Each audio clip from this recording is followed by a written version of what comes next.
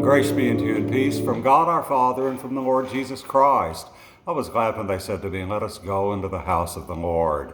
I'm Father Steve Sellers, and thank you so much for tuning in today for this brief daily message of hope. You know, we're coming to the end of a very long and confusing school year here in the state of Texas and indeed through most of the country. A lot of the private and some of the public schools are out this week or will be by the end of this week, and others come back for the first week in June to finish out what has been a crazy school year because of the coronavirus pandemic, the quarantines we were under, the distance learning that took place, and so it's been a crazy school year. And while the teachers are almost unanimously happy that the year is over, some of the administrators are now cautioning their teachers not to be too exuberant about taking off for the summer break, because for some of our students, going away from school back to a home that's in chaos is not restful, and sometimes it's not even healthy for them. So for some of our students, the summer vacations are always very difficult. As a matter of fact, in the state of Texas, so many of our students depend on the supplemental meals that schools provide. The schools continue to provide food for needy families and for the students throughout the summer months. So it's a stressful time for many people. And I want to talk just briefly today about how we can unplug from the stress that overwhelms us. And truly, we have to pay attention to that, because half of our country seems to be on high blood pressure medication, and the other half seems to be on some sort of sedative. And those that aren't doing that are using illicit drugs. We're not comfortable with the way we're feeling right now, and people are going to extraordinary lengths to do something about it. Well, let's do something about it that doesn't involve medication or more medication. There's a way to do that. The World Health Organization, and I know it's in some disrepute today, but the World Health Organization has identified another pandemic. Oh no, here we go again, another pandemic from the World Health Organization. It's called stress. Stress, the average stress level felt by people has been going up. The American Psychological Association estimates through their research that the stress level on a scale of 10 for most adults now is 4.9.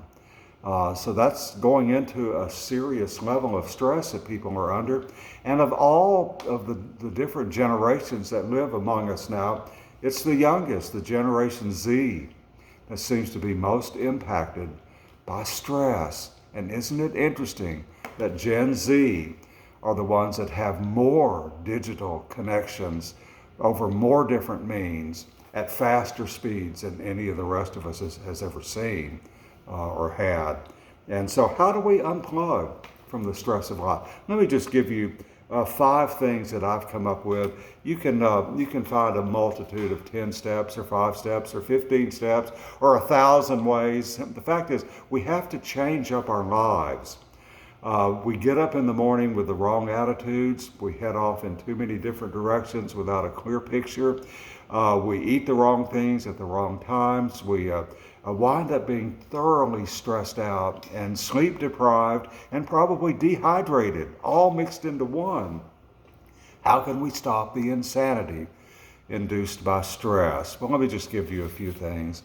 The first thing is fast. Try an intermittent fast from social media and TV. And people say, I can't go a day without my phone or without TV. The truth is, most people, over half people, feel worse when they do glance at their phone every 12 minutes during the day that they glance at their phone. Fast from it. Take a day off. Unplug your social media connections and simply take a day off. The world will be waiting for you when you come back tomorrow. Just unplug. Go a day. Try or go 4 hours or 5. Do something to intermittently fast from social media. That's the first thing. The second one, which is very important, is create something rather than consume something. Now, what I mean by that is create something from your own innovative talents. Don't consume by swiping and going from website to website and taking other people's creativity. Use your own. Write something. Sit down and write. Paint something. Play music. Sing. Create something of your very own rather than consume something that someone else has created for you. Now, we have to work at that. For me, it's the piano or the guitar or writing. We have to do that. Use your own creativity. God gave it to you. Use it. The third thing is go outside and breathe. Really breathe. Go outside. Just get up, go outside, walk around in nature, and listen to what you hear and look at what you see. You know, if you have a dog, take the dog for a walk. Go look at the birds. Look at the squirrels. Sit on a bench or on the side of a lake or a stream. Go outside and really breathe. The fourth thing is read a book. Not something digital. Get a book, read it. Get a magazine, read it. Use your eyes to track along a book that you're holding when you turn the pages, rather than something that's being electronically shot directly at you. And the last thing is, and this is the most important, pray. Pray, meditate, be still, be quiet. I was playing a verse of Paul Simon's great song from 1965, The Sound of Silence. I love the very first words of that. Hello, darkness, my old friend. I've come to talk with you again, because a vision softly creeping left its seeds while I was sleeping, and the vision that was planted in my brain still remains within the sound of silence.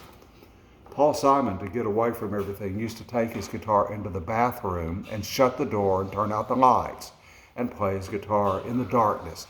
That's what he's talking about, getting away, going in, being still, silent, and even in the darkness, and creating. And what a beautiful song he was in creating that. So let me just sum up.